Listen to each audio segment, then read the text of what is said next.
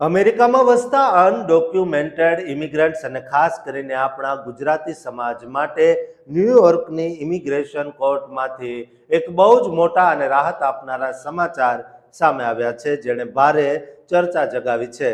Trump સરકાર દ્વારા કોર્ટ્સમાંથી મોટી સંખ્યામાં લોકોની ધરપકડ કરવામાં આવી રહી છે. તેવા કપરા સમયે સોમવારે એક ફેડરલ જજે આપેલા કડક આદેશમાં ન્યૂયોર્કની ઇમિગ્રેશન કોર્ટમાંથી કોઈની પણ ધરપકડ કરવા પર સખત નિયંત્રણો મૂકી દેવાયા છે. હજુ ગયા વર્ષે જ મેનહટનમાં આવેલા 26 ફેડરલ પ્લાઝામાં આઈસ એટલે કે આઈસીઈમાં હાજરી આપવા આવતા કે પછી કોર્ટની મુદતમાં હાજર રહેતા લોકોની સાથે એજન્ટો દ્વારા સરા જાહેર ઝપાઝપી કરી તેમને પકડી લેવામાં આવ્યા હતા, જેના કારણે ભારે હોબાળો મચ્યો હતો. આ આખી ઘટનામાં મેનહટનની એટર્ની ઓફિસે ફેડરલ જજ પી કેવિન ગેસ્ટલને એક મહત્વનો લેટર મોકલ્યો હતો, જેમાં જણાવાયું હતું કે તેમણે ડિપાર્ટમેન્ટ ઓફ હોમલેન્ડ સિક્યોરિટીના પોલિસી મેમોને સમજવામાં બહુ મોટી ભૂલ કરી હતી, જેના લીધે ઇમિગ્રેશન કોર્ટમાંથી નોન સિટીઝન્સની ખોટી રીતે અટકાયત કરવામાં આવી હતી.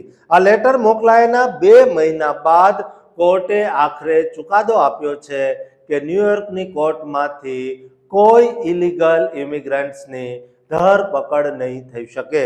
જોકે કોર્ટના આ ચુકાદા બાદ ડીએચએસ મેમો સામે પણ સવાલો ઉઠી રહ્યા છે, કારણ કે તેના આધારે જ અત્યાર સુધી હજારો લોકોની કોર્ટમાંથી ધરપકડ કરાઈ હતી અને 26 ફેડરલ પ્લાઝામાં લોકોને પોતાની ફેમિલી સાથે જ ઢસડીને જેલમાં લઈ જવાયા હતા, જેની સામે 2 નોન પ્રોફિટ ઇમિગ્રન્ટ એડવોકેસી ગ્રુપ્સ દ્વારા આ ધરપકડોને ગેરબંધારણીય ગણાવીને અપીલ કરવામાં આવી હતી. વર્ષ 2025માં સ્થિતિ એટલી હદ સુધી બગડી ગઈ હતી કે ધરપકડથી બચવા માટે ઘણા અનડોક્યુમેન્ટેડ ઇમિગ્રન્ટ્સે કોર્ટમાં જવાનું જ બંધ કરી દીધું હતું અને આમ કરનારા અમુક લોકોના તો રિમૂવલ ઓર્ડર પણ ઇસ્યુ થઈ ગયા હતા. શરૂઆતમાં ફેડરલ કોર્ટના જજે આના પર રોક લગાવવાનો ઇનકાર કર્યો હતો, પરંતુ માર્ચ મહિનામાં સરકારે જ પોતાની ભૂલ કબૂલ કરતો પત્ર લખ્યા બાદ જજે પોતાનો ઓપિનિયન બદલ્યો હતો. અત્રે ઉલ્લેખનીય છે કે ન્યૂયોર્કવાળા કેસમાં ફેડરલ કોર્ટે આપેલો આ ઓર્ડર 26 ફેડરલ પ્લાઝા ઉપરાંત મેનહટનમાં આવેલી 201 વેરિક સ્ટ્રીટ અને 290 બ્રોડવેની કોર્ટ્સ પર જ લાગુ પડશે. એટલે કે આ આદેશ દેશની અન્ય કોર્ટ્સ પર લાગુ નથી પડતો અને અમેરિકાના ખાસ કરીને રિપબ્લિકન રાજ્યોમાં આ ધરપકડની કવાયત હજુ પણ ચાલુ જ છે.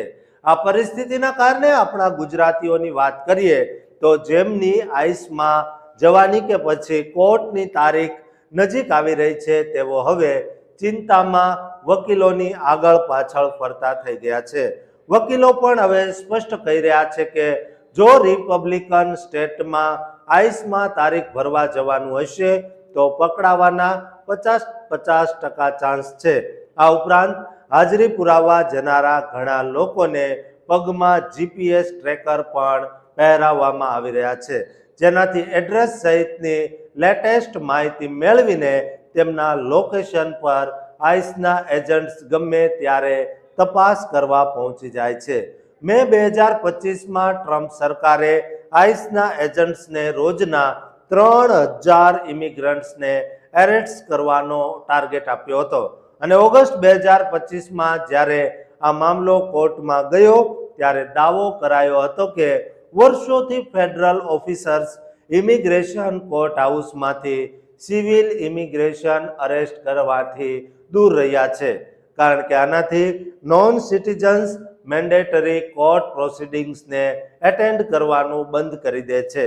દોસ્તો, એપ્રિલ 2021માં આઈસે આવી કાર્યવાહી પર નિયંત્રણો મૂક્યા હતા, પરંતુ ટ્રમ્પના પ્રેસિડેન્ટ બન્યા બાદ સ્થિતિ તદ્દન બદલાઈ ગઈ હતી.